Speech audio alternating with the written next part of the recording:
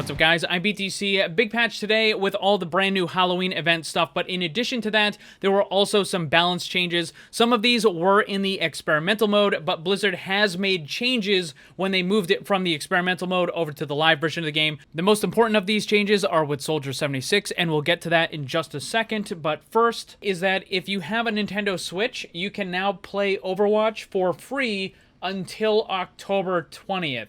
You have to have the Nintendo Switch Online thing, which I'm sure pretty much everyone is going to have if you have a Nintendo Switch. So if you have that access, then you can play Overwatch for free on the Switch from now until October 20th. Moving on to the balance changes. First of all, Reinhardt now has an extra voice line for your teammates whenever he is using the ultimate. So instead of just hearing the hammer hit the ground, he will now say, "For the Crusaders." Nice little quality of life change just to better help notify your teammates what's going on. Next up is Sombra, another kind of quality of life change. They've made it so that when you use the translocator at short distances, the movement animation is just way smoother than it was before. So you're able to kind of recover just more quickly, and it's a little less jarring than it was before. Next up is going to be Widowmaker, and they've changed it so that when you use the grappling hook, if you're too close to an object, it will not activate the ability, and it will also not put it on cooldown. So you can see right next to it, it's not using it. I can move back a little bit, move back a little bit. There you go. So it is about 2 meters, which really isn't all that much. You kind of have to be right next to something in order for it to not work. So this is just for those cases when you're trying to use it and then, you accidentally hit the wall and, puts it on cooldown. It's just frustrating. But you really don't have to worry about it because anything that's kind of a little bit further away, you're still going to use it just fine. So nice little quality of life change for Widowmaker as well. The biggest changes, however, are for Soldier 76. Changes for Soldier 76, they have removed the spread and they also added the recoil. This means that instead of attacking in a big area, it will now make the attack move straight up. In order to counter this, all you have to do is move the crosshair down at the same speed, and you can hold your attack in essentially the same spot for the whole duration. It's going to wiggle a little bit, but for the most part, it's going to stay right in that one spot. They also increased the ammo from 25 up to 30. All of these changes are what they had on the experimental mode, but there are two big changes that they made in addition to that when they brought it over to the live. The first thing is that the damage has been reduced from 20 down to 19 per attack. I knew that they were going to nerf Soldier 76 in one way or another. I thought maybe they might nerf the Helix or something, but this is a damage nerf to him. But really, I think that Soldier 76 has so much damage potential now with this change. I think for the upper bracket, he is going to be the best DPS in a lot of different situations. If they're running dive, then obviously he's still going to struggle. But I think in a lot of situations, Soldier 76 is now going to be the absolute best DPS for the upper bracket. And this 1 point of damage nerf might not even be enough. They might end up nerfing it more than that.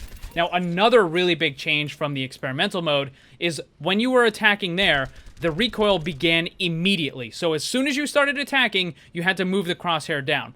But they've made it so that it now retains kind of some of what it used to do, where now you can burst for maybe 3, 4, sometimes even 5, and you don't have to worry about that recoil, right? So this is kind of how you used to play Soldier 76. You would just burst, right?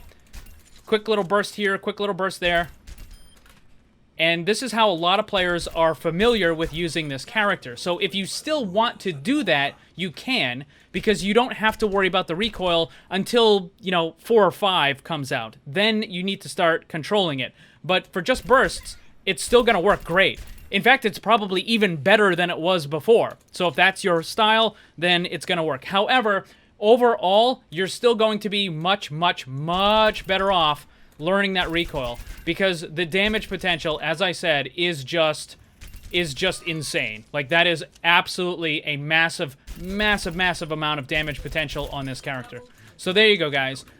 Really big changes for Soldier. This is making him even better than he was in the experimental mode. Even with the damage nerf, this character is just going to be absolutely amazing, and I think he's going to completely crush Unless the enemy team is running dive, I think Soldier 76 is going to do some really big damage from here on. Also want to show you guys that they did change the elevators. They no longer move on their own. You now have to stand on them, and they move up very, very quickly, and then they'll also go back down. But they don't go back up until you get off, and then you have to jump back on it in order to make the elevator work again.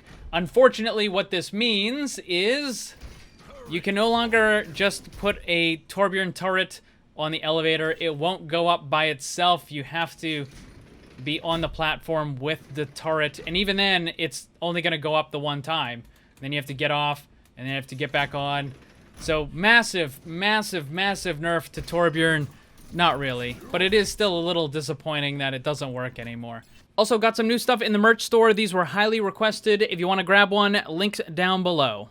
Thanks for watching, and if you'd like to be comment of the video, then leave yours, and while you're at it, ring the bell so you never miss a new video. Also, if you want to get some cool gear, join my Discord server, or follow me on social media, then check out the links down below. And remember, always, always blame the controller, because it's never your fault.